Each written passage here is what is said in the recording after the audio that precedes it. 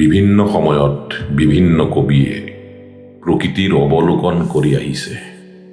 বিহগী কবি ৰঘুনাথ চৌধাৰী, বিশ্বকবি ৰবীন্দ্ৰনাথ ঠাকুৰ, বিদেশী ইংৰাজ কবি উইলিয়াম ৱৰ্ডছৱৰ্থ আদিৰ প্ৰকৃতিৰে নিবিড়তা অভিনৱ।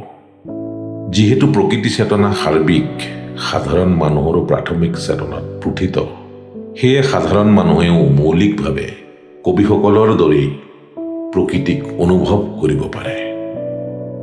এজন সাধাৰণ মানুহ হিচাপেই প্ৰকৃতিক চুই চালো, প্ৰকৃতিৰ সৌন্দৰ্যৰাণী টাৱাঙলৈ গৈ।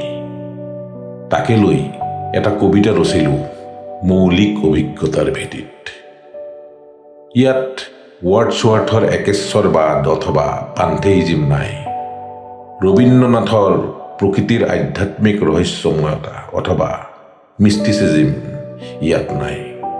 ইয়াত নাই ৰঘুনাথ চৌধাৰীৰ কাতৰ প্ৰকৃতি বন্দনা।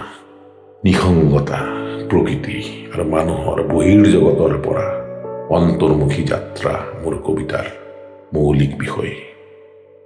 কবিতাৰ শিৰোনাম এটা নতুন ভাল লগা প্ৰকৃতিৰ সৈতে টাৱাঙত। কবি উৎপল কলিতা, আবৃত্তি উৎপল কলিতা। এটা নতুন ভাল লগা প্ৰকৃতিৰ সৈতে টাৱাঙত। টাৱাঙৰ পাহাৰবোৰ সেউজীয়া, হালধীয়া, গুলপীয়া। নিজৰাবোৰ প্ৰাণোচ্ছল, লচপচীয়া। সুউচ্চ ফুলাম পাহাৰবোৰ তাতে ৰৈ আছে এতিয়াও। সুউচ্চ ফুলাম পাহাৰবোৰ তাতে ৰৈ আছে এতিয়াও।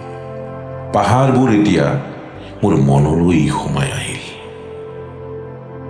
প্ৰাণোচ্ছল নিজৰাবোৰ তাতে ৰৈ আছে এতিয়াও। নিজৰাবোৰ এতিয়া মোৰ মনলৈ বৈ আহিল। উপাসনাথলীৰ প্ৰশান্তি তাত এতিয়াও আছে। প্ৰশান্তিখিনি এতিয়া মোৰ মনলৈ বিয়পি আহিল। লগতে লৈ আহিল ধূপ-ধূনাৰ আমোল মূল গোন্ধ। টাৱাঙৰ বিস্তীৰ্ণতাই মোক শিকালে নিসংগতাৰ পূৰ্ণপাত। টাৱাঙৰ বিস্তীৰ্ণতাই মোক শিকালে নিসংগতাৰ পূৰ্ণপাত। পাহাৰবোৰ বগাই ফুৰোতে বুজিব ধৰিলো, নিজৰাবোৰৰ কাষ চাপি বুজিব ধৰিলো, সুষম সংগইহে নিসংগতাক পৰিপূৰ্ণ কৰে। সুষম সংগইহে নিসংগতাক পৰিপূৰ্ণ কৰে। নিসংগতাক আঁকোৱালি ল'বলৈও আজীৱন অনুভৱী সংগীৰ খুবেই প্ৰয়োজন। পাহাৰবোৰে সদায়ে মাতে, নদীবোৰে, সাগৰবোৰে, অৰণ্যবোৰে মাতে, আগলৈও মাতিব।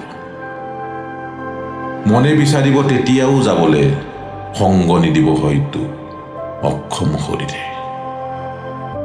লাহে লাহে লাহে লাহে বাহিৰৰ ভাল লগাবোৰ এনেদৰেই বয়সৰ সৈতে মনৰ ভিতৰ সোমাই আহে। লাহে লাহে বাহিৰৰ ভাল লগাবোৰ এনেদৰেই বয়সৰ সৈতে মনৰ ভিতৰ সোমাই আহে। বাহিৰৰ প্ৰকৃতিয়ে মনৰ জগতত অগা-দেৱা কৰে সমাহিতভাৱে। জ্ঞান যাত্ৰাত শৰীৰে এনেদৰেই মোট সলায়। জ্ঞান যাত্ৰাত শৰীৰে এনেদৰেই মুঠ সলায়।